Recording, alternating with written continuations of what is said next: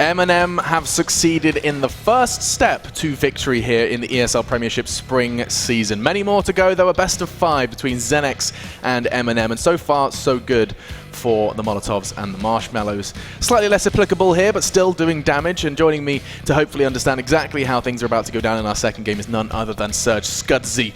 And I've got your last name, Sahad Juliani. That's it. Yes, got it. And of course Josh Ferndog Furno. Thanks for joining us. Now, Josh, you have been spending a great deal of your time for G2 Vodafone over in Spain. I apologise that you're currently residing in the grey and gloomy Leicester. Is it a bit of a difference, I presume, from where you normally hang out? Well, especially the weather anyway. 15 and the League of Legends. Legends. The League of Legends, there's 2 very good teams on show, and that's exactly the same as what's in Spain. There's some very good teams over there too.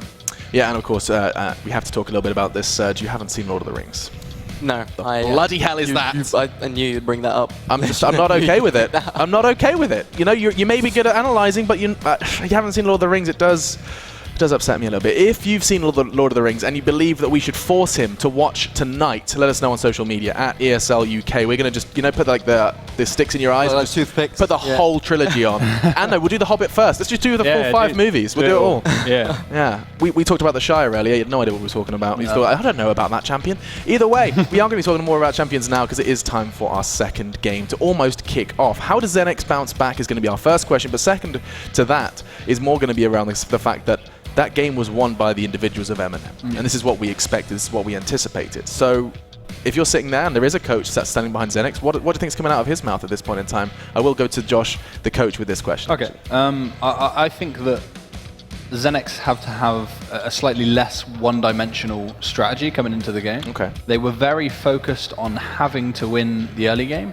and then even when they did win the early game, they still had to speed Caitlyn through her mid-game trough, and that's not something that's very easy to do, especially against a good team like MnM.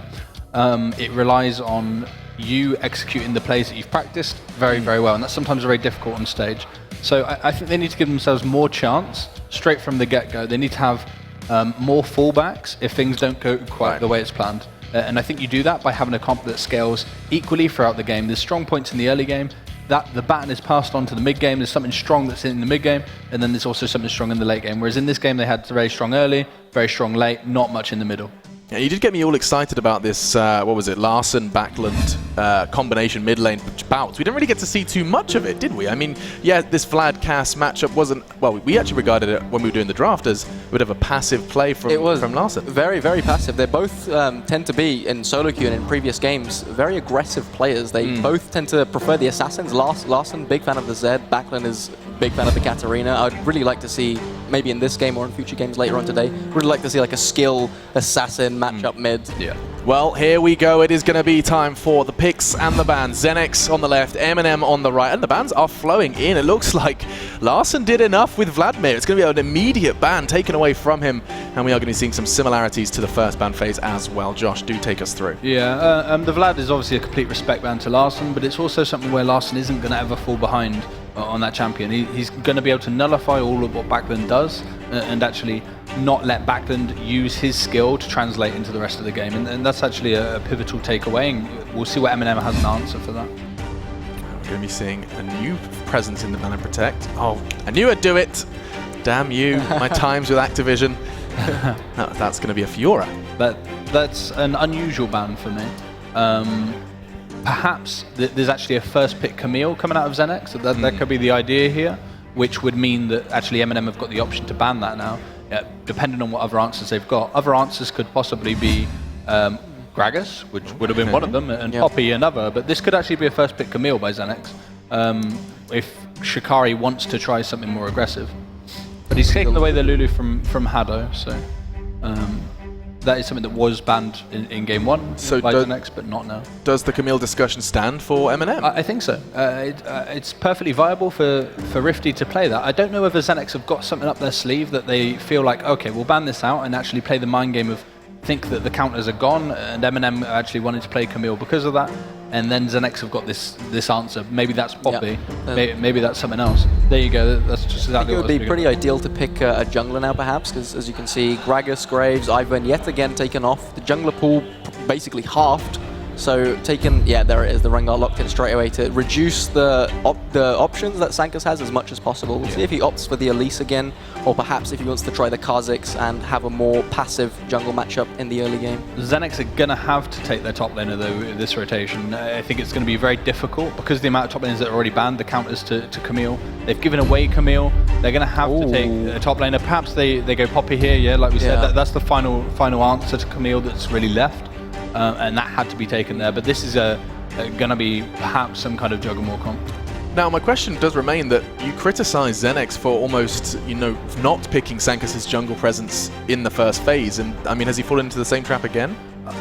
I don't think it's quite so bad, right, Serge? Serge, I mean, you are the jungle here. I mean, last game I was telling to Fern while we were watching the game, Kha'Zix would have been a much better matchup rather than the Elise, because it got to a stage of about 12 minutes in the game where Elise was like 0-0-1, and the game would have gone exactly the same if Kha'Zix had been picked, except the Kha'Zix could actually have some form of impact in the later stages of the game compared to the Elise. If you're going to pick the Elise, you have to make something happen from levels 1 to 5. You have to be as proactive as you can, and it basically puts you on a clock unnecessarily. I mean, it's not a personal preference for me. Okay. MnM are going a slightly unusual draft here. They actually lock in both solo lanes in pick phase 1, which, as I say, pick phase 1 on red side, the last pick is something that's quite pivotal because you can pick that and then ban out 2 immediate counters. Orianna's a very safe pick mid lane anyway. It would have worked very well with Xenex's Juggernaut comp, so that's perhaps why they've gone with this, and they've also taken away 2 assassins for backland, and they're trying to get Larson this strong matchup in mid lane where he can have the control. They really, really don't want backland to have any assassins here. They want to put him on something safe, passive again, that the mid lane matchup can control. They've got this style where they want backland to just have to farm out the game and hopefully be a presence in the late game, but MnM feel, or it seems that they feel, they're going to win the game before backland can have that impact. Exactly. And that's the style that they're going with these pick ban phases. So, I mean, when you start brainstorming what backland can be bringing into the fray, I mean, what does remain? What can we see coming in here? We can see Lee locked in. Victor. Okay. That probably wasn't at the tip of your tongue. No, definitely not. It's very control mage. It's safe in lane. It has push pressure, but into Camille and Rengar, nothing's safe. I wouldn't necessarily say that this is outside of his comfort zone, since both of these mid laners are known for having very wide champion pools, but I don't know, Victor's sort of a champion that he's going to have to sit back, clear waves, and that's not really the position that backline wants to be in.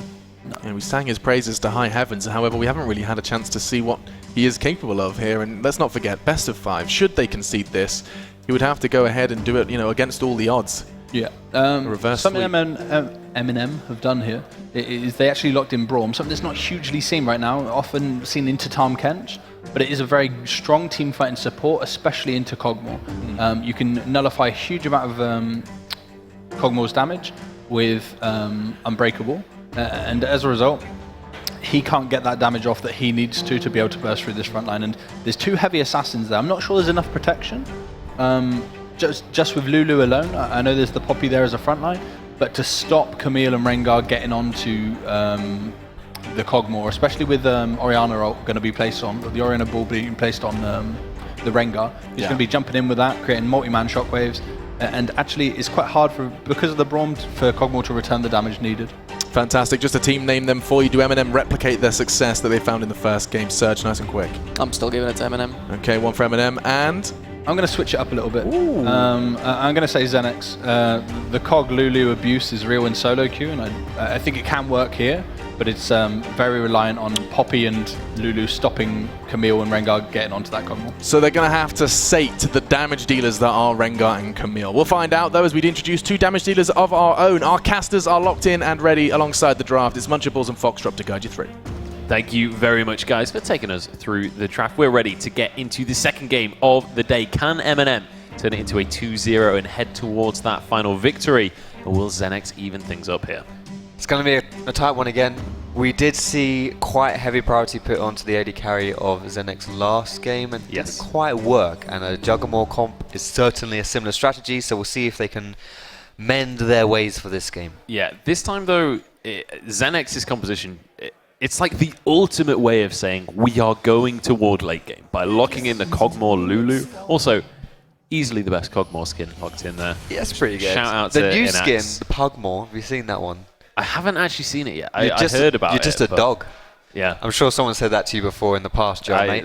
But you're literally just a pug. Yeah, I would explain it more, but that's what it is. I'm down. That sounds awesome. Good. I'm going to have a look at that later. But good compositions coming out on both sides. Where are we going to be looking in this game? Obviously, we've already talked about the Juggernaut. Like, that's evidently the big focus here. But what is it that Xenex need to do to facilitate that, to get towards that late game? Well, obviously, if Kog'Maw falls behind, it's going to be really hard. And if MnM do gain early advantages, that again is going to be quite hard because they do have a fairly strong scaling team. We're talking about the Juggernaut comp here with Kog'Maw and lots of protection. So Kog'Maw needs some items really to make that happen. But Victor as well, he's a safe champion pick in the mid lane, but he's not really an early game champion. So if MnM can get early advantages, then there's not really too much that Xenex will be able to offer unless they can really stall the game out. So Xenex really, from my perspective here, will be best suited to just kind of almost, I don't want to say hanging on, right? But I feel like, they really don't want to fall behind in the early game. Yeah, just try and stall things out. Try and make sure that they aren't going to be hemorrhaging early on. And definitely, you've got to look towards this top lane as well. Tempo managed to get that Camille, and it was a really interesting little situation during the draft as well, because we had, Fiora banned out, which made it look like it might be a first pick on the Camille, but then it didn't go through, and we end up in this situation where it's Poppy versus Camille, but the Camille on the opposite side of the board. Yeah, we were expecting Camille on the Xenex, I think was the common draft that we were expecting there, almost a telegraph draft, so to speak. But getting over to Tiempo, this is going to be really interesting because Tiempo, also known as Rifty back in the day, he's a veteran player. Yeah. He's been to the finals. This is his third finals. Third time's the charm. He hasn't won it yet. Always the bridemaid, but never the bride so far. He's hoping to get it done, and honestly, the ball's in his court. If you're going to make the plays, you're going to want the Camille. You're not going to want the Poppy. You're going to want the Camille. Yeah. So. And Rifty is, Tempo is the kind of guy that is more than comfortable to go for a hard carry and really try and make things happen for his team. I mean, we saw in the first draft, a lot of carry top laners were banned away. We had the Renekton and the Rumble both banned away from him, and it's for good reason, because if you allow Tempo to get ahead, he will happily just turn that straight on into a victory. Yeah, and those champions are also renowned counter picks to Shen, who was the locked-in top for Xenex there, so they really didn't feel like, not only do they not want to get the carries over to Tiempo because he can run off with them, but also, especially because they're counters to what you've already picked. Yeah, it's like a bad situation gets even worse right sometimes people will run into counters and not really care if they're very confident, but this was not one of those times. No, absolutely not. Understandably so, in my opinion. Looking at the mid lane, we have a bit of a different matchup to what we saw in the first game here. Victor versus Orianna. Very slow-paced lane. Outside of jungle pressure, two very kind of defensive in the early game control mages. Very safe laners. It's not particularly exciting to watch. Sometimes not glamorous. Not glamorous. Sometimes you fight fire with fire and you pick things like Zed into Talon. Maybe that's just solo queue, but still, if someone's picked something really aggressive on the enemy team, you just say, all right, then I'll pick something aggressive in my draft, and then we'll just see who can win. Maybe the better man win, or maybe the better jungler win. At least that's what you type in all chat when you lose, and then you spam ping a jungler and flame them. I'm probably a bit sorry about that as a jungler, but still, this is not one of those times you're just like, just gonna pick the safe things. But knowing Larson, knowing Backlund, these are two very good mid laners. If one of these guys, I mean, we saw Larson on Vladimir last game. Solo diving. Kill, diving. And Vlad isn't necessarily that kind of champion. He also blew Cass's flash really early as well, so. Yeah, definitely a player that, I think the key thing to highlight about Larson isn't necessarily that he has one playstyle. He just understands what the role of the champion he's playing is and will play to that style. And we saw in Vladimir, he saw that he had an opportunity and he went for it. He knew the limits of the champion well enough to be able to go for that kind of play. Yeah, and what we're seeing here in the early game is pretty much what we would expect as well, which is not a lot. Just nothing. They don't have aggressive laners. There's no real lane here which screams, yo, I need help. Yeah. Maybe with the Caitlyn bot lane might slowly grant advantages just because Caitlyn is very bully focused, but even then she's matched up against the Braum. It doesn't necessarily facilitate that bully style. And if it was the other way around, where it was Kog'Maw Braum versus Caitlyn Lulu, then you would see a lot more harass coming out of the Caitlyn lane. So it's kind of cancelling out a tad here as well. Yeah, very different start to the game from what we saw in Game 1. Also, very different situation in terms of the junglers. And also, I do want to mention, very different Drake to start this one. Infernal Drake will be the first. Wouldn't be surprised to see a lot of focus there, but with the compositions, neither of these teams are really able to just put that accelerator down straight away for that. Not pre-6, but as soon as Rango opens up his growling ultimate where everything goes dark and you soil your britches. Larson is in trouble. Chaos Storm is down. Flashes away from the stun, but he can't get away from Sankus. Tanks a tower shot or two. Everybody walks away with their lives. Both summoners for Larson. That was very stylistically executed there from Sankus, where you E-flash to cancel the E animation, so you guarantee that you land that slow. If Sankus was level 6 there, that would have been a kill, but still level 5, so not going there. There was only one jungle camp offer, apparently. Sanka's not having any of it. Sayempo screams batter up, and Sanka's knocks her out of the park. See ya. Doesn't want to face Gem, but as you would not want to face. So, yeah. Pretty accurate reaction on that one. But now the thing is, for me, Rengar would want to look towards this bot side, because when Braum hits level 6 specifically, if Braum gets his ultimate up and Braum locks down with that ulti, knocks everyone up. Because, I mean, Kog'Maw is just by design an immobile champion. This is why you build these Juggernaut comps, to help protect the Kog. Because he doesn't do a very good job of protecting himself. Has no gap closes, no move speed steroids or anything like that. Lulu helps a lot. But, you know, if Braum can lock someone down, lot of CC coming through there, then you follow up with the Rengar ulti. Look at that damage coming out from Ludders right there. Level advantage for Ludders in that bottom lane. Xenex. Actually, Prosper does manage to get in the way and soak that up for his AD carry, but a lot of harass coming down. This is the difficult thing about laning against I mean, look at Candyfloss. He's got to be bombing it down bot lane right now. He has to. And Lee Sin should know this as well. So we might see something happen around this bot side, and with this Infernal Dragon especially, it even higher incentivizes right here something to happen around the bot side. And if Tempo can bully top as well, then the TP play goes in MnM's favour. So it's all looking like it's coming up Millhouse here for MnM. We'll see if that actually happens or not, though. We certainly will. Candyfloss, as you rightly predicted, is going to be down in this bottom side. Maybe going to look for a lane gank, but blue buff is available and definitely can't afford to be losing buffs at this early stage. No, and I mean, he's got to wait. Ideally, he's got to wait for Braum to be level 6 anyway before he shows up bot side. So he can give this one over to Orianna.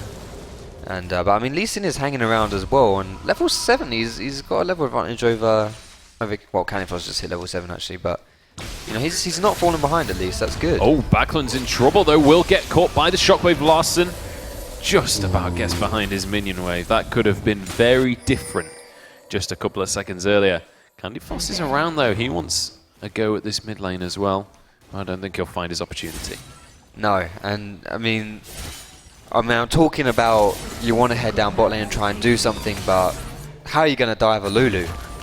That in itself is very difficult to do, especially if you know Lee Sin's around. So it's not like I'm saying you're a Candyfloss, let's go down bot, you got to go down bot, but you know, he kind of wants to, but at the same time he really needs to find his window, because it's not something innately easy to pull off. It's one of those situations where it's like, yes, that would be the optimum play if it all goes perfectly, but you know, it's all great in theory. In practice, maybe it's a little bit tougher than you would first think, especially. But if they spot these recalls, I mean, Prospect stays. They can still open up something here.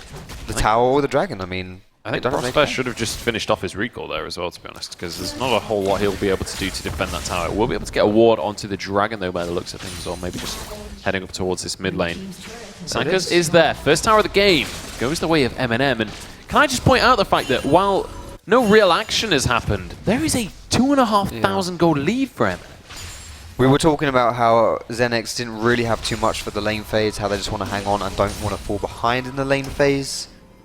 They're falling behind in the lane phase. Yeah, and it's just, it's not even one lane, it's every lane there's a significant difference, especially in the bottom lane. That 20 CS, almost 25 CS lead is meaning almost 1,000 gold in the favor of Ludders. Well, the first blood tower obviously helps to that one. Yeah. Not just the minions, but still, 1,000 gold lead.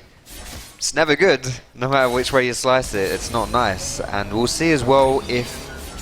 I mean, because sometimes you see it at this point in the game, the lane swap coming out as well, with Caitlyn and Brawl maybe opting to go topside to try and pressure that tower. But when you've got Infernal Dragon up, I don't think you necessarily want to swap just yet, because this is quite an important one. It's always important for solo queue, but especially if you've got a carry top laner, it's even more important, because this Infernal means more to Camille than it does to Poppy. Yeah, Infernal obviously going to favor those carries, going to favor the champions that want to really dish out the damage.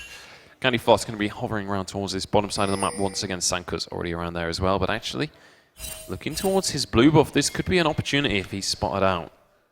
But Candy Floss gets spotted himself as he heads down, and this means that Xenex and Prosper have to get on out of dodge.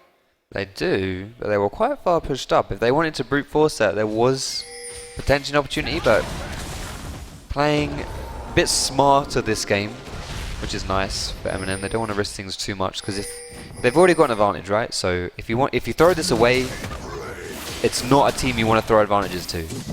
Prosper, I think, clenching his buttocks there as he tries to escape in the jungle. That was very, very close to a bad situation. Dragon has been started, that control ward, going to ruin any vision. Xenex wants to use that ultimate to scout this one out. Down to 1,000. Can he get the steal? Yes, he can. Sankers gets it. Wild Growth actually locks Candy Floss up. He's so low. Hado escaping with his life. Sankers going very deep to try and finish the kill. He might die himself as Ludders dishing out those auto attacks. Larson flashing forward onto Backlund. Very low on mana right now. Prosper is not going to be the first one to go down. Candy Floss trades it in the end. Backlund now having to flash, but he gets stunned as well. And Ludders wants to finish off the kill. He gets stunned, but the Q already went through. It's 2 for MnM. You just got to run away at this point, Xenex. You got the Dragon, you got first blood on Cogmore. Just try not to lose too much. They're going to keep chasing though. Hado, if he can get another Q down, if he can get that passive re-procced. But I don't think it'll happen. Xenex gets under the tower. Very nice. Backlund deciding to take a fight there with Larson when he didn't have much mana. Yeah. Probably not going to work out too much in his favor there. But still, overall, I mean, they're down a kill, but that's fine. Honestly, I think if you're Xenex, you look at that, you think, okay, that's not bad. You know, you take away exactly, you take away that Dragon. Tempo getting a little bit too far forward there. It's just, I think he maybe thought Shikari was going to walk into that. I'm not sure, but just ends up soaking up 2 tower shots for not much of a good reason. I think he is going to be heading back to base shortly anyway, so he'll be a-okay with that one. Yes, and Cogmore got the kill. If there's one person on Xenex's team here who you want to get a kill, it's Cogmore. And I mean, we'll see whether or not he's able to kind of snowball something out of that. I mean, it is still only 1 kill. He's still going to be behind Caitlyn, but and this is kind of the thing with Cogmore as well, is yes, a nice kill early is obviously going to be beneficial, but you're not the kind of AD carry that off 1 item is just going to run away with the game. We talked last game about the 3-item power spike for Caitlyn. The power spike for Cogmore is like 6 items. I mean, he's a champion who, you know, wow, with Scent Rush, that's interesting. He's a champion who, you know, 2 or 3 items. If you go like the Hurricane Rageblade build is quite popular, and that's kind of like a 2-item power spike. But he's a champion who, you know, the more items you have, the more powerful you get. He's almost like an indefinite scaling to a certain degree, right? So the later the game goes on, the stronger Cogmore gets, and with the amount of protection coming out of Xenex, it's really nice. However, you would also argue that the protection they had last game for Caitlyn was superior in my opinion. I mean, Lulu is great, but I mean, Tahm Kench just eating someone, you can't really compare to that as far as Q protection goes. And they still balls it up halfway through the game. So we were talking about the lane swap as well, trying to pressure this top side. Now that the Dragon has gone down, we are seeing Ludders and Hado moving towards that top side to try and pressure that tower. But yeah. And I think it's important to mention as well, like, obviously this is some form of Juggernaut composition, but it's not the same Juggernaut that we know of from a couple of seasons ago, where you have the Lulu in the mid lane, way more AP, way more shielding, and it means that you have a second support, essentially, in that support role that will also provide shields, like a Karma or something like that. So, not that same composition. There is a threat in Backlund in this team as well, which I think may be why the Wits End is coming out. Yeah, you could definitely argue that as well. I think I mean, back in the day, Lulu solo lane was grim. I mean, like you say, the massive AP scaling shield. I'm pretty sure her slow scaled with AP as well. Yeah, so she actually had more utility. You could get it up to like 99% slow. It was just absolutely vile. Yeah. Let's just forget about that and pretend that it never happened. Hado blocking a lot of damage there, but will take a lot himself. Sankas goes in.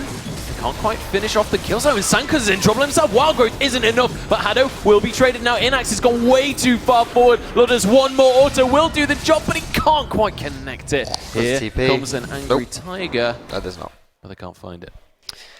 Interrupted TP there, though. That's quite nice.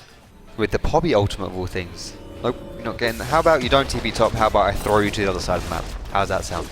Yeah. 1-for-1, not bad, but they do lose the tower, which isn't. I mean, losing towers obviously is not great, and it does mean that you get gold advantages, which is important for like the, the present, like the right now. But as long as Xenex can hold on, these outer towers, I mean, yeah. So you can get those back, like that. Well, not you can't regenerate your own towers, but you can kind of. It's not the end of the world. I agree to an extent. However, it's 17 minutes into the game, and we are at almost a 5,000 gold deficit. Yeah.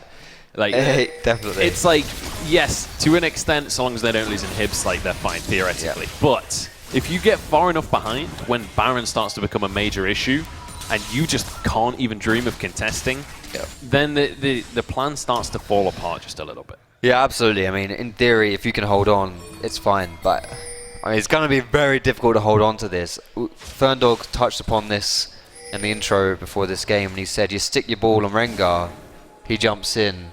That is an extremely powerful initiation tool, and if you combine that with like a TP flank from Camille, you have to argue as well that if, going for this protect the Kog'Maw comp when you've got the lockdown of a Camille ulti as well, if Camille isn't really far behind or Kog'Maw really far ahead, that is going to prove problematic regardless of your team comp.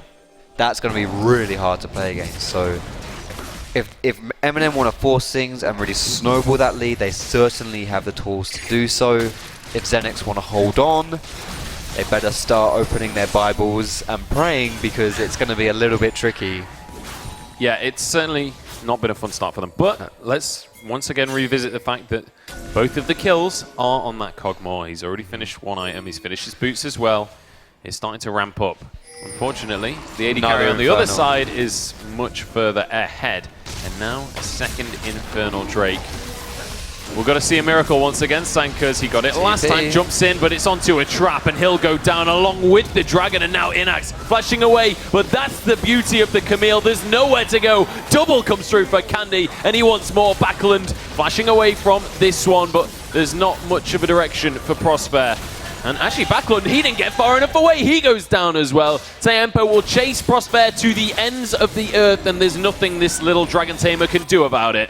In the meantime, we're going to see Shikari come down. Will be able to protect his top laner. Gets the ultimate off. Maybe they can trade a kill, but it's just not enough, because in the meantime, the tier 2 is being shoved out in that mid lane. That was, I mean, trying to contest, like you were saying, if you get too far behind and then you start contesting things and you can't, this is where the problems really start happening. I mean, Xenex needs to be extremely patient and also extremely disciplined. If they're behind like this and they have a very powerful scaling comp, to know that, okay, yes, we do not want to lose the Infernal. If that was a Cloud Dragon, they probably don't take that fight, because they don't care, it's Cloud Dragon. Yeah. What you going to do with that? But the Infernal baits them in, because you really it's really tough, honestly. If you can't ignore them. Yeah, exactly. If the team is snowballing and they start stacking up Infernals as well, and it's grim. Speaking of stacking up, we mentioned last game, you said to me, as soon as we got off the game, as soon as we were off camera, you immediately said to me, if Xenex don't ban Rengar, then we're in trouble. People keep giving Cannonball's Rengar. I don't know why, honestly. 3-0-3. Yeah, and like he's already at this point where he can start to build tanky. Like he's done for damage now. He already basically one-shots people. Yeah, I mean, he must. I don't know exactly how many stacks of his passive he has, but he must have a crap ton of AD from that. Then you add in the Infernal, which is helping him too. Yeah. He doesn't need any more damage, and well. Rest in peace. Sankas, as he goes down, Prosper, the next target. Inax just trying to dish out the damage, but once again, not late enough in the game for that Kog'Maw to really come online. It's just going to be a simple kill coming out there as MnM find a pick. And look what just spawned as well, 54 seconds ago. Baroon indeed. Yeah, and in the meantime, Tempo just chunking through this tower. And this is one of the huge strengths of the Camille, is you can kill towers so quickly. MnM, they're on the top side of the map as well. It is all falling apart before our very eyes here for Xenex. They've just lost all of their outer towers. All they have left is their base. It's alright, though. Your towers don't mean anything. You can hold on, it's fine. No, they mean 10k Forget gold. what I said about that. This is what happens, you know. This is obviously... Yeah, this is a really difficult situation. You know what Camille's Q reminds me of? I'm not sure who it was exactly. I think it may have been Trundle when he would use... Okay, Prosphere's dead. When he would use his Q on towers and take them really fast. Oh, yeah. And they got rid of that. Or it was maybe Rengar as well, I think, could do that too. And they remove it. Every time someone has an empowered ability that also works on towers, they always remove it. For some reason, they released a champion who could do it as well with Camille. Nice little bit of ward placement. The Hurricane. Ludders with the Hurricane. Blimey. But we'll walk away anyway. It's not too much of an issue. MnM, they've... Honestly, they've run away with this game. Obviously, I don't want to call it before it's over, but 10,000 gold at 20 minutes is... I don't know how you come back from that. Yeah, I mean... They do have the comp on Xenex where you can envision a future where they can actually win the game, but... I mean, we're only 20 minutes into the game. Exactly. How long away is that? That's like another 20 minutes beyond. Like, double this game. Absolutely, maybe if not more, yeah. I mean, and even then, you're going to have to play this one really smartly because this team comp is all about Kog'Maw right here. Victor will start providing some sort of threat, but if you've got a kitty cat jumping in on your face or Camille, that's still really difficult to deal with. And you know, it's just so much resources are going to have to be poured into this Kog'Maw, and it's still going to be so hard to protect him. And before we reach that point, you're going to lose a lot as well, like Mr. Baroon, as we mentioned before, who you would imagine is probably not too long for this world, with the way that MnM can start pressuring for vision. Mr. Baroon sounds like a Roald Dahl book. Something. Yeah, like Mr. Baroon. Yeah, it feels like some weird eccentric teacher that's like got a secret life as Aladdin or something ridiculous. As Aladdin, I was thinking more that he keeps like animals. Like he's on the surface, he's a cold-hide human being that no one in the village likes, but he actually has a barn of like every animal. He adopts shelter cats for a living. I like. He doubles up. Well, I'll message Roll after this good old game. Roll. As first name basis, we are here with Joe. Right, Roll, how's it going, mate? Me and Roll go way back. Got an idea for you. But Baron has been started here. Mr. Baroon himself and his little litter of cats. They're not going to be able to save him here as the cats are on the side of MnM. Candy Floss going to be using that ultimate. Shikari will be able to deny that. Stops the engage and... Whoa, oh, what was that interaction? Actually, Inax has been caught. Hextech Ultimatum isn't quite going to be able to finish him. The Wild Growth keeps him alive. In the meantime, Shikari has just about survived the situation. Xenex actually doing a decent job in this team fight. Inax is like, okay, I have to get out of here now. Backland also going to be forced to flash. That was two funky interactions in one fight. I've Yeah, never that seen a was weird. Camille ult break Blast Cone. Like, Kog'Maw was flying through the air with Blast Cone up, and Camille ult, bam, no, you're not going anywhere. Yeah. And then the Rengar ult kind of... It was Yeah, Rengar the broke Rengar poppy. passive denies the poppy ult, which... I don't know, the auto attack animation must have started before he got hit, maybe, but either way, Baron is going to be denied. That's the important thing. We were questioning. And another Inferno, good lord. The hat trick coming out here. Who can get it, though? Everyone on MnM is incredibly low here. Wild Growth still on cooldown, so it's a dangerous one for Xenex to try and contest, but they're going to go for it. It's already incredibly low, though, and will be taken away. It dies so fast. Yeah. Yeah, I mean, these triple Infernals here, well, I guess it's only double now, isn't it, for MnM? But the fact that 3 Infernals have spawned, plus Baron, it's the 4-headed horseman for Xenex's demise. And I think it's really unfortunate for Xenex in that, you know, a lot of this composition from MnM wants to try and assassinate a Kog'Maw. That 12% damage plays into that perfectly. The bonus damage isn't as big of a deal for Xenex as it is for the side of MnM. Yeah. It's a tough one, and you have to think why I said four-headed horseman when I four horsemen of the apocalypse, but for some reason, yeah, I've been playing a game recently where you've got a headless zombie called Nick, Nice. but I keep calling him Jake. Well, And he's not called Jake, he's called Nick. But apparently I should just stop calling things because who knows? Your name's not even Joe. It's probably, you know, Jimmy. Nick. Yeah, Nick. Hi, I'm Nick, the headless zombie. Well, I didn't want to say anything, but you know, I did notice it when I walked in this morning. I get quite self-conscious about, you know, being undead. It's not cool. It's not cool. If you're self-conscious about the size of your head, well, you're headless. You don't have to be self-conscious anymore. There's always upsides to these things. That is Joe. true. Silver linings. Silver linings is what you've got to live for when you're undead, because you're not a werewolf. You're not allergic to silver.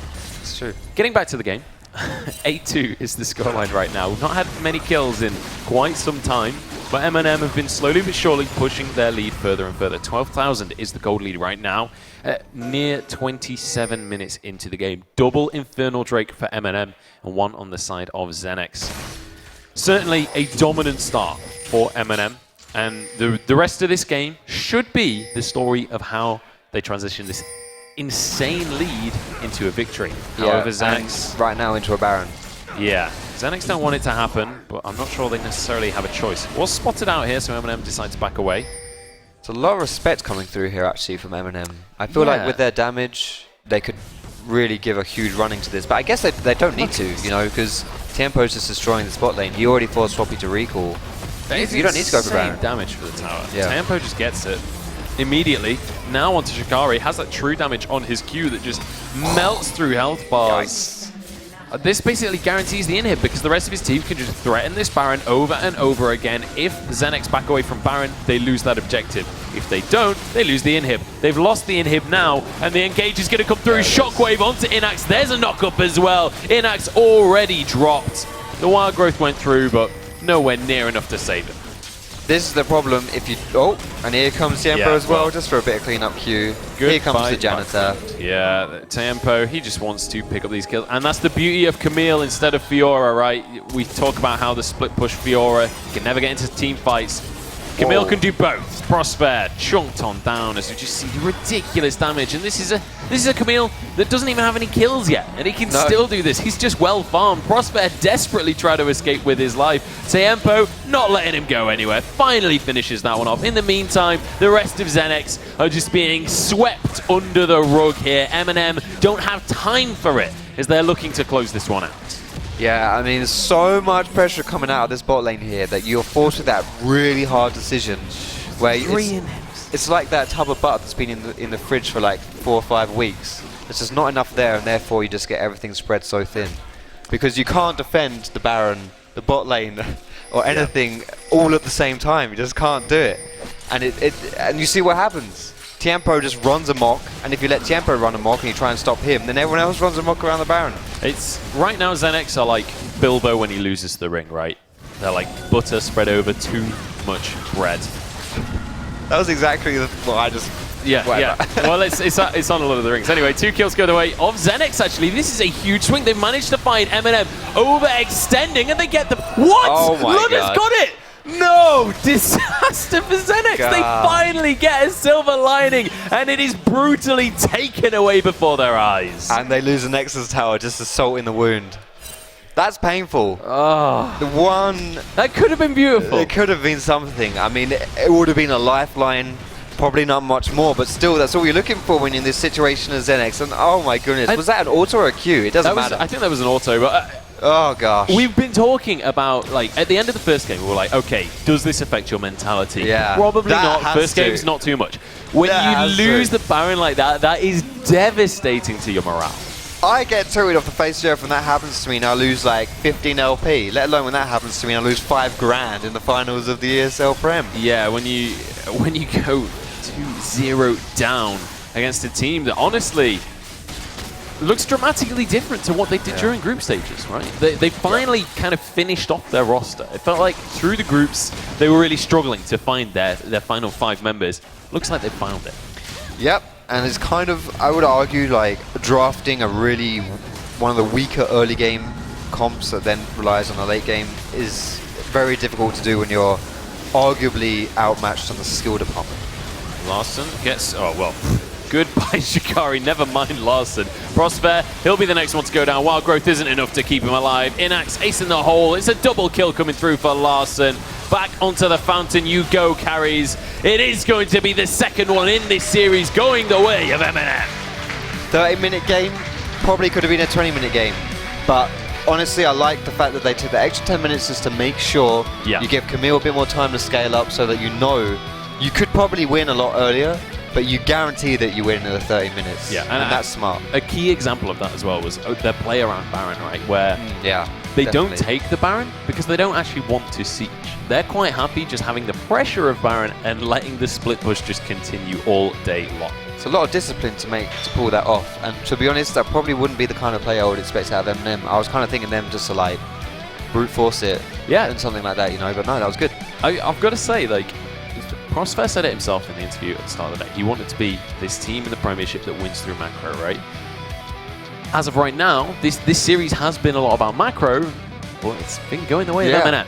It has, and it helps when you gain kind of small advantages, when you can argue that you're slightly stronger from the individual perspective that MnM is. Then it's easier to facilitate macro. I was talking to Ferndog about this. He said the Koreans play a lot like that around their jungler. The jungler puts himself in a position where he gets the lanes into the place where they can then execute macro. Yeah, and that's kind of what's happening. I mean, this entire season, right, jungler has been in a fantastic place, and right now Candyfloss showing what he can do in that position when he manages to get his hands on Rengar. Surely going to see a band in this next one. We'll have to wait and see. But I believe we're just about ready on the stage for our interview, so I'm going to pass it over to Adam Savage once again. Thank you very much, fellas. I'm joined again by Will, coach of MnM Gaming. Dude, a total dispatching there. Walk us through, what were the highlights for you as a team there? Sorry, I think the highlights were in draft when we got Camille. I don't know why that got through from their perspective, but if you're trying to run a protect the Cogmore comp, which is what they were going for, you don't allow a split push to get through because then you can't do what your comp's designed for. So once we got this draft, we kind of just thought, okay, let's play the lanes out and we'll kind of just win from there. Now, going into this, as a team now, 2-0 up in this series, I mean, this must give you so much confidence going forward. Is it much of the same? Would you change anything up at this point? So historically, we've thrown before from these sort of leads, or at least come pretty close to throwing, so I'm going to try and sort of keep them focused, but in general, you can take some more risks. You can kind of try to exploit the pick and ban phase. If they're nervous or tilted, you can like play on that and sort of target certain players, so they're the sort of things we're going to be looking for in this third game. And the CSQs are very close now. Does that add any pressure to the players, or is it all about, you know, we came here to do what we do, we go for it, we win this, we take this away? No, it's certainly the latter. These guys have played like a lot of games and a lot of tournaments, and they've been in these sort of situations before. They typically just try and think like one step ahead. So for us now, it's just next draft phase, next game, and then after that, we'll sort of look to the future. Fantastic. Well, they are 2-0 up in this series final. Guys, make some noise for Will and MnM Game. Make some noise! Alrighty, all right. This is getting very interesting. Let's head back to you guys upstairs, over to Machine, and let's find out what you guys thought of that last game. Adam Savage there, and a fantastic and savage performance from MnM as well. Joining me still, though, we do have none other than Ferndog and, of course, Scudsy. Now, the question does begin with the draft. It did start at the draft, and the conversation will do the same. Camille is going to be our first port of call, doesn't it? It has to be, Josh. I mean, you were ranting and raving about the power of that split push. The point has to be made that Camille got the first kill at 28 minutes. Yep. First kill at 28 minutes, however, one of the biggest dictators of the game. Okay, so I'm not quite sure what the premise was behind some of Xenex drafts. Okay. They ban out the Fiora, which historically is something that can actually duel Camille and actually duel her into the later game, but Camille does have a teamfight presence, but Fiora doesn't. But equally, in the laning phase, the Fiora actually can deal with Camille. So they ban that out, and then they seem so, they're either very tunneled on the kind of Kog'Maw comp, sure, or they're just super scared of Haddo's Lulu, and I don't think they necessarily need to be. I think you get the Camille there yourself, you have that split push pressure, you know that Fiora's already banned, you're likely to then see Rifty on a tank, which means you're going to be in a similar situation to MnM where this game, where you actually have that side lane pressure. You're going to hit a situation, if the game goes to that point, where two people are going to have to deal with you. And this is normally kind of coordinated with when Baron spawned, and it makes it very difficult for you to actually ever position around Baron properly, because you're going to have to invest two people into Camille. And when that happens, your rest of your team's free on Baron. Does that make a lot of sense with you? I'm seeing just lots of nods from you coming in there, Serge. Definitely, I totally agree with Fern. I mean, it doesn't make sense to sort of first pick the Lulu away when the Camille is left open, and then sort of choose a very, very passive, you know, Poppy, Victor, Kog'Maw, very, very passive champions who aren't going to do anything until the very late stages of the game. But if something along the lines of getting to the late stage of the game happens to get MnM a sort of a lead, which it did, it's bound to happen because that's how MnM's proactive playstyle, that's what it gets them. It gets them a lead, and that lead snowballs. And then when they've got the items that they need to dive onto the Kog'Maw with the Rengar and the Camille, what's the Kog'Maw supposed to do? Like, you can't peel the Camille out of her own ult. Like, they're just going to jump on the Kog'Maw, they're going to burst down the Kog'Maw, and they're just going to clean sweep everyone else. And that can be seen. 4 sweepers on MnM, 1 Farsight Orb. They don't need Farsight Orbs, they don't need to check any vision. They can walk wherever they want and just run down Xenex, and that's exactly what happened that game. Exactly. Run down. Well, we'll continue to elaborate upon that now with our beautiful resource known as Derry. He's standing by with his Weatherman segment. He's going to go ahead and break down some of those replays for us. Thanks, Machine. So looking to that game there, a lot of the talk and focus there was on the Camille pick, but I think we need to look a little bit closer into how Sankas played out that game. In the very first clip, it actually started out pretty well for them here, getting the Dragon Steel off. Lulu ulted pretty much immediately here. Perfect positioning for Sankas to be in. The only issue was, this was only the first fight for them and the only one that really went right throughout the majority of that game. Here, MnM kind of thought, you know what, their tank's pretty low, there's no mana here on the Kog'Maw, let's dive back in. That's exactly what they do and find themselves starting to win out a fight. Very reminiscent of the first game that we saw in this series. As we start moving forward into this as well, again, just people getting caught out. It's a bit of a mistake by Xenex once again. Second clip, as you're about to jump into a second, we need to talk more about Sankas here. This is what I want to focus on a lot. He does try and make a big play here, trying to get onto someone, but you know you're in a 3v3 against a Rengar here and a Caitlyn. You're in trouble, he dives straight in, gets himself knocked off immediately, stunned down practically straight away, and before you know it, he's being burst out by the enemy team. They do manage to pick up a return kill quite luckily here with the Kog'Maw ultimate coming back through. Of course, Kog, very, very good with that long range, and just about managing to walk away with his life as well. But this is just the start of a string of mishaps coming through for Sankas here. First one, not too great. We've all seen this one on the replays a couple of times already. Goes in for the Dragon Steel, knowing he's really far behind. Gets himself melted down in a fraction of a second. And let's not forget, they're playing a Kog'Maw competition here. Your job is to protect the Kog'Maw, and they do not do that. Inax goes a bit too greedy. Nothing left to protect the Inax here from tempo, and that's the end of that one. The Kog'Maw is dead, no one left to protect him, and the comp falls apart. It keeps on reminiscing across other plays as well. Sankas, really, you kind of think that should be his job in all of this. Here again, Batlund's getting caught up. There is no one to protect him. The Lee Sin ultimate is the key factor in these fights to keep your carries safe, and he's not doing that here. Again here, he's been spotted out immediately by the Flower. They know where he is. He goes to try and clear out this ward, and, well, what are you doing? There's a Caitlyn waiting on the other side, a pretty fed Caitlyn, mind you, as well, and again burst down, meaning very fortunately they have a bit of protection coming in from the Lulu, but that should be the Lee Sin's job. Needs to be keeping them carries alive, keeping that Kog'Maw churning over. This pretty much rolls into the next play, which again, there's no impact coming through from Sankas. He does get a nice kick off here, but it's nowhere near enough to kill anyone off. They're all too tanky by now, and Inax is already long dead before the kick can even fire through. Needless to say, Sankas, you need to kind of think about what's going on in this game, my friend, because here, this just wraps everything up. It's the icing on the cake. It's going to be the Caitlyn stealing the Baron away with the red buff. That should never happen when you've got this kind of opportunity to come back into the game. I mean, you can't argue now that surely that's going to send Xenex into Tilt City. Yeah, a little bit. I think they maybe need to ban the Lee Sin away from themselves here, because that game did not go as intended. It's good to. It's something we didn't observe. I mean, we did kind of get blinded by the Camille. I'm assuming you also had some observations to make about that. I mean, there is no argument there that Camille was a big factor in the victory. Absolutely, yeah. We've seen TM on it a few times. He runs away with it. You cannot give that over to him. And do you think it comes down to that draft? You know, I mean, you were talking about this, Josh, weren't you? I think in this instance, in first game, for instance, there was a comp that was very good for the first 5 levels, and then very poor for the next 6 or 7 levels, and then very strong again at the late game.